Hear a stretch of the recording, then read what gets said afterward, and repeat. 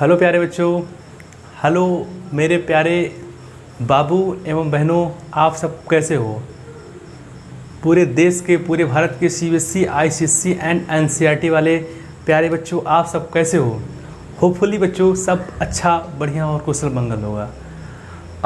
बेटा एक बात के लिए I am sorry from my side कि लेक्चर 6 के बाद अभी ये जो पार्ट नंबर 7 है बेटा, I am just coming back after 2 months, right.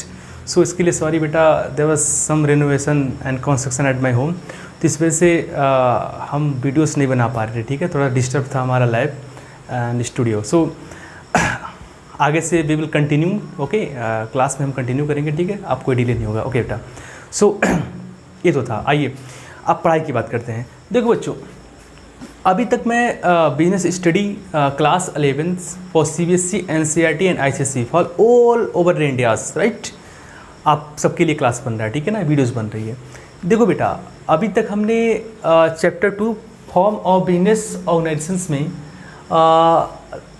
Lecture number 6 means part 6 में हमने टाइप ऑफ द पार्टनर्स पढ़ा। ठीक है, आज पार्ट नंबर 7 में एग्जैक्टली हम पढ़ने वाले type of the partnership, right. Okay, क्या पढ़ने वाले बच्चों? Type of the partnership. Okay, so बेटा सबसे पहले देखो बेटा, हम ये देखते हैं ना कि हम जो भी अभी पार्टनरशिप के बारे में पढ़ रहे हैं, ये हम पढ़ रहे हैं बेटा as per the partnership act 1932। Yes, किससे बेटा? As per the partnership act 1932। Okay sir. So देखो बेटा, आज का हमारा topic again I am repeating कि type of the partnership. Yes, ठीक है, ओके, सारे बच्चे तैयार हो जाओ बेटा, एकदम रेडी हो जाओ। ठीक है, और स्टार्ट करते हैं। ठीक है, आप again I am speaking that बेटा कि बेटा आप चाहे एनसीईआरटी चाहे सीबीएसई की कोई बुक आप रेफर करते हो, ठीक है, सारे टॉपिक्स हमारे बेटा, सारे कंटेंट्स हमारे कवर होंगे। ठीक है, तो अभी आप परेशान होने वाली बात नहीं है कि सर हम किस बुक से पढ़े। ठीक है, सो मेरी तरफ से आप यू आर फ्री कि आप भारत में कहीं भी हो, किसी कोने में हो, आप कोई भी सीबीएसई का बुक आप रेफर कर सकते हो, right. Okay sir, now so देखो बेटा, type of the partnership, right. So देखो बेटा, basically type of the partnership, this is basically classified into 2 part. Yes, the first part पहला बेटा हमारा होता है on the basis of durations, और दूसरा क्या होता है बेटा? On the basis of liabilities. Yes, देखो पार्ट 6, यस, पार्ट 6 में मैंने ये बताया था बेटा, देखो type of partners and type of partnership both are different. Okay, दोनों अलग है बेटा, आप कहीं कंफ्यूज मत होना कि सर ये type of the partners and type of the partnership दोनों में हमें कंफ्यूजन हो रहा है। ठीक है, इसलिए हम आपको बार बार बोल रहे हैं बेटा, इस पर आप जरूर फोकस करें कि type of the partners and type of the partnership both are different. Okay sir, now देखो बेटा, अब बात हम करते हैं बेटा कि type of partnership, so on the basis of durations and on the basis of liabilities. Okay, so पहले बात करते हैं बेटा on the basis of duration. So इसमें बेटा 2 होते हैं, ठीक है ना, और हमारे on the basis of liabilities में 3 होते हैं, 1 2 3। ओके, सो देखो ओवरऑल कितने होते हैं बेटा? 5 होते हैं। ठीक है, on the basis of duration में 2, partnership at will and partners particular partnership, and on the basis of liability से हमारे बेटा 3, general partnership, limited partnership and limited liability partnership, जिसको बोलते हैं एलएलपी। क्या बोलते हैं? LLP, right. क्या बोलते हैं? एलएलपी। ओके, सो बेटा सबसे पहले देखो, आप मेरे साथ बोलो एक बार कि type of the partnership there are classified into 2 part on the basis of duration, on the basis of liabilities. On the basis of duration में बेटा 2, partnership at will and particular partnership, and on the basis of liabilities में general partnership, limited partnership and limited liability partnership. Okay, okay sir.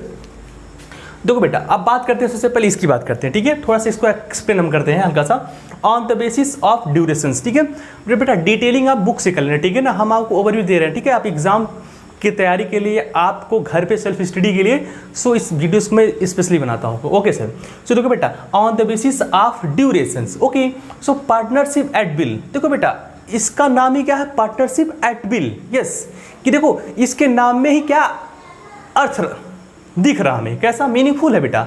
Will means होता है इच्छा, मतलब बेटा इसका जो ऑब्जेक्ट होता है, ओके, एंड पीरियड होता है, ठीक है, 2 चीज़ें, ठीक है।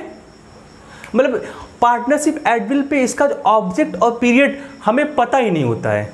मतलब कि partnership at will means this type of the partnership there is not period and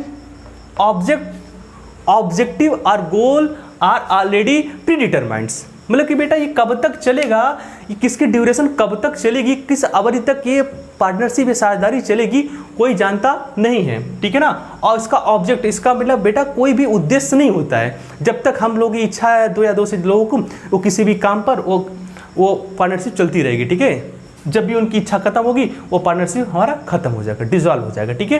तो देखो बेटा partnership at will means the objective means goal and period और नॉट प्री स्पेसिफाइड, वो हमारा होता है पार्टनरशिप एट विल, ठीक है।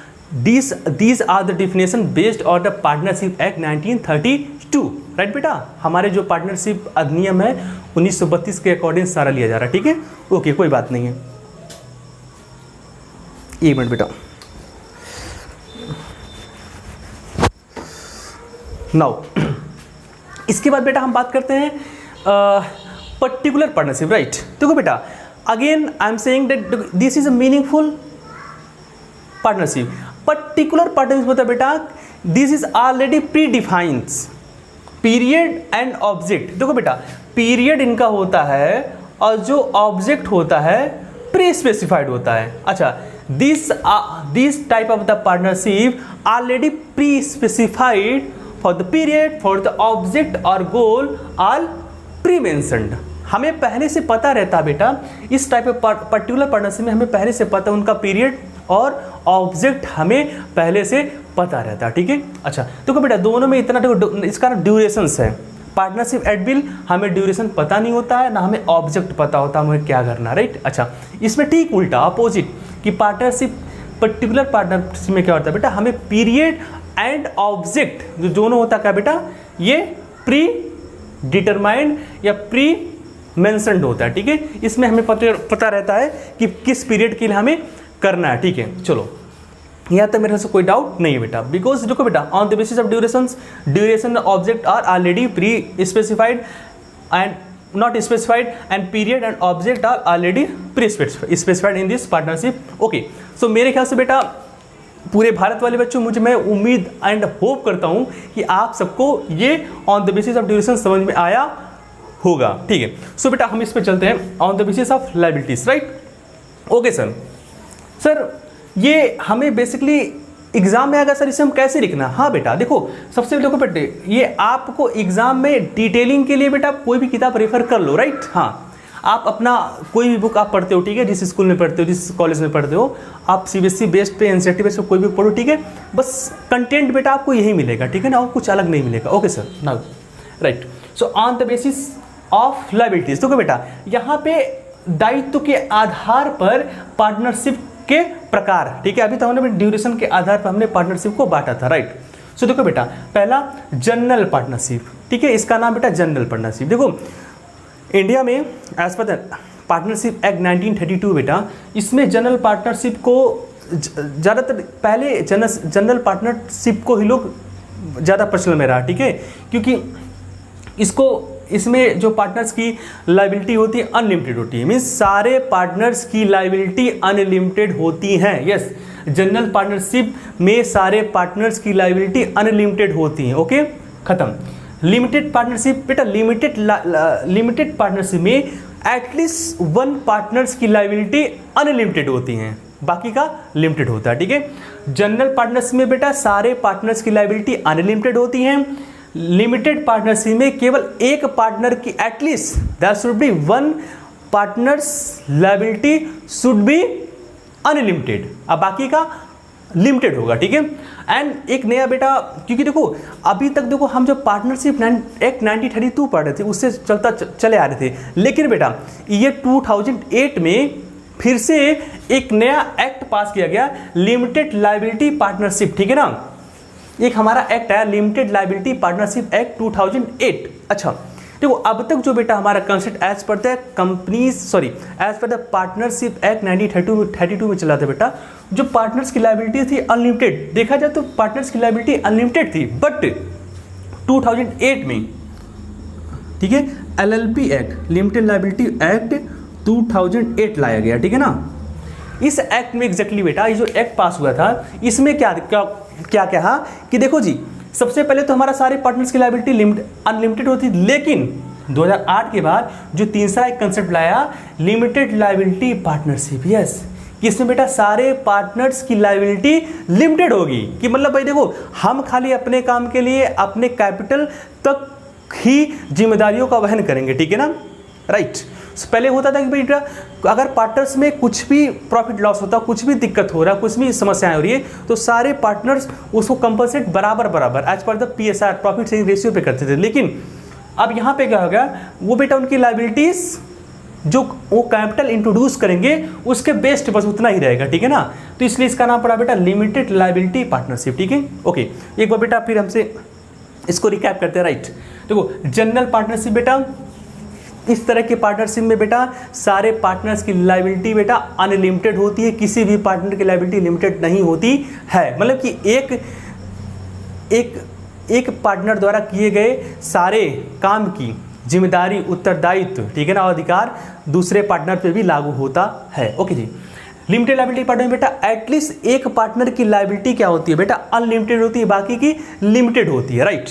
और LLP बेटा 2008 में लाया गया था। ये सब हमारा कंसेप्ट चल रहे थे बेटा पार्टनरशिप एक्ट 1932, लेकिन 2008 में एक नया एक्ट लाया गया, लिमिटेड लाइबिलिटी पार्टनरशिप एक्ट 2008, जिसमें बेटा पार्टनर्स की जो लाइबिलिटी होती है उसका कैपिटल इंट्रोड्यूस करने तक ही रहता था। Means whatever capital introduce by the partners, the liability will be limited to his capital contribute in the partnership. Okay, right. So देखो बेटा लिमिटेड लाइबिलिटी पार्टनरशिप बेटा सारे पार्टनर्स की लाइबिलिटी क्या होती है, लिमिटेड होती है, राइट। सो एक बार बेटा हम इसको समराइज करते हैं।